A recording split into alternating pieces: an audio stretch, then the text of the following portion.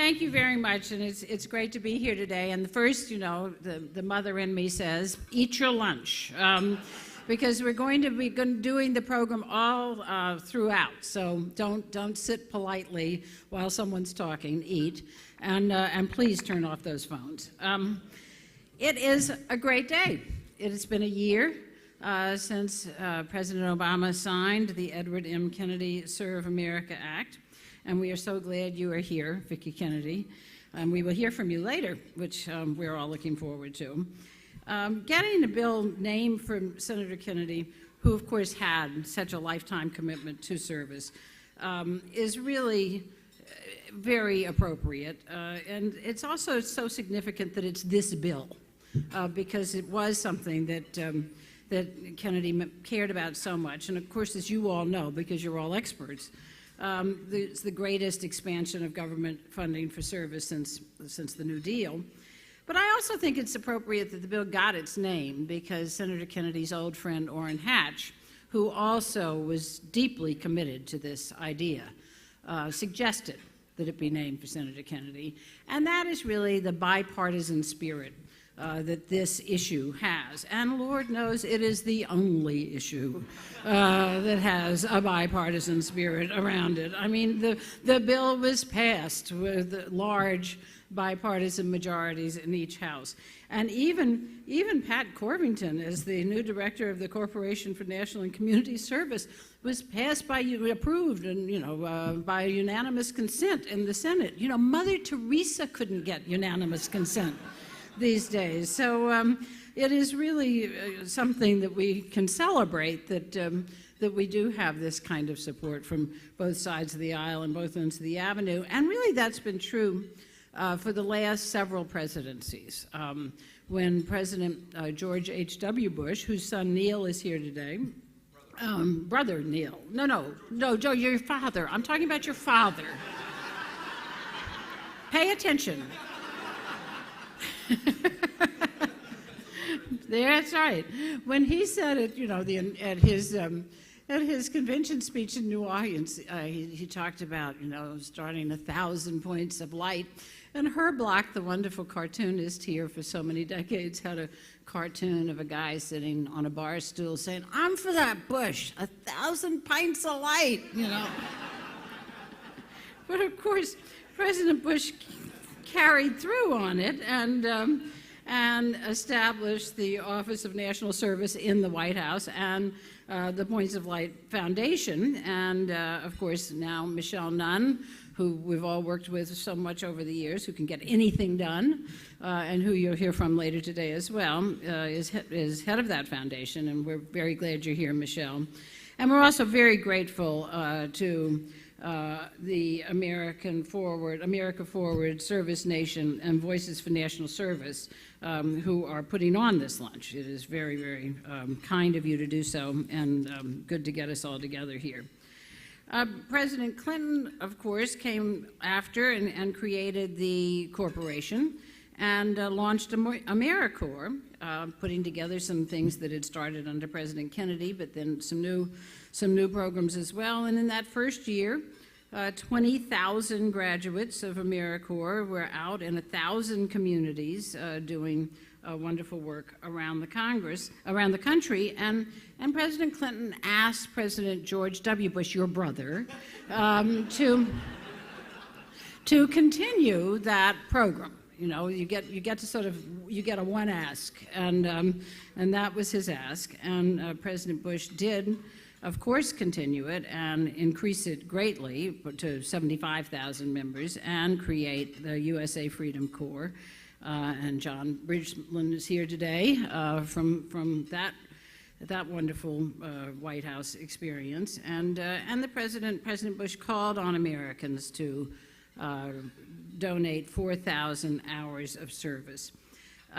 So we have seen legislation over the years and programs over the years to create an atmosphere of service in this country that has been really incredibly important. And now we have millions and millions of Americans of all ages contributing to their communities, even in this economic downturn.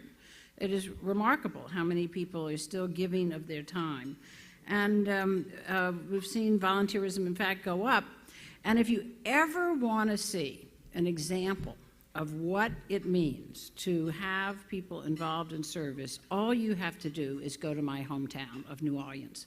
Because after Katrina, as you all know, there was a failure of government at every level. But the people came through. And the city is in great shape. Please come, spend money. We won the Super Bowl, keep it in mind. And it is in great shape because of the efforts and the ongoing efforts. They're still ongoing. I just got an email from a friend saying he's off to St. Bernard Parish now with his son because of individuals and businesses and church groups and volunteer organizations from all over the country and all over the world, really, making a huge difference in rebuilding the city. And it's not just great for our communities. We now have so much data that shows that service is good for the individual, that it not only makes you feel good, but you also get job skills, you get networking. It's particularly good for families that volunteer together. It's a family activity where people really have a good time together. It's been incredibly important for kids, particularly college kids who can get some credits to go to college through programs like AmeriCorps, but also for at-risk kids. Youth Build and the Civic Justice Corps have been providing opportunities for very at-risk kids, and after they complete those programs, the retention rates of jobs or their ability to get in school and stay in school are very, very high indeed. So it has really been something that has been important for families, for individuals, for communities, and for the society. Because one of the other things that we know from the data is that the people who serve and people particularly who go into AmeriCorps become better citizens. Often they stay in service organizations, they run for office, they go into the military, and they vote. And so it is a very positive experience throughout the whole society. So President Obama had a great deal to build on in this tradition of service, and he has done it in a big, big way. The Kennedy bill, of course, you know now, has authorized 175,000 more additional AmeriCorps volunteers and created a variety of new corps in addition to a lot of other things that the bill has underway, and it's been quite a year since it was signed. We've had the United We Serve campaign, which was designed to address the economic problems that we're facing.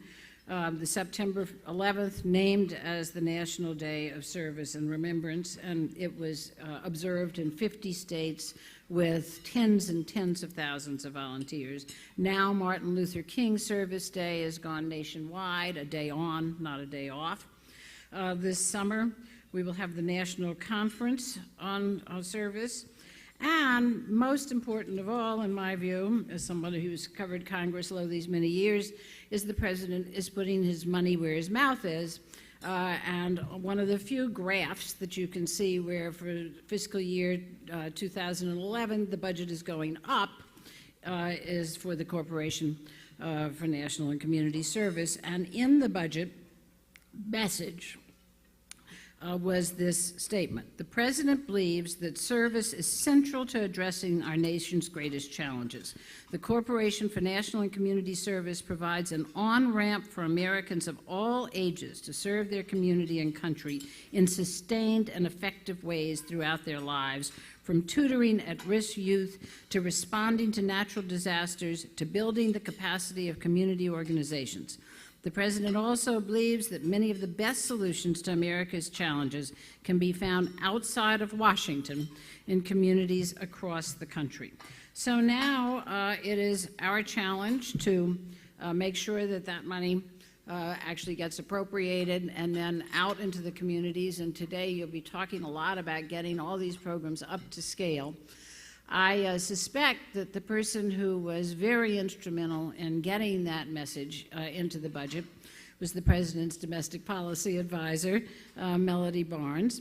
And most of you know Melody Barnes from her many years as the chief counsel to Senator Kennedy on the Judiciary Committee, or from her time running policy at the Center for American Progress or at the Equal Opportunity Commission. And she is someone who has been devoted to these issues for a very long time. My favorite story about Melody is one that I read in the New York Times, which says, where she said that she sewed cupcakes for George McGovern at age 8. Now, that is civic participation young, and as someone who grew up in politics, I approve. Melody Barnes.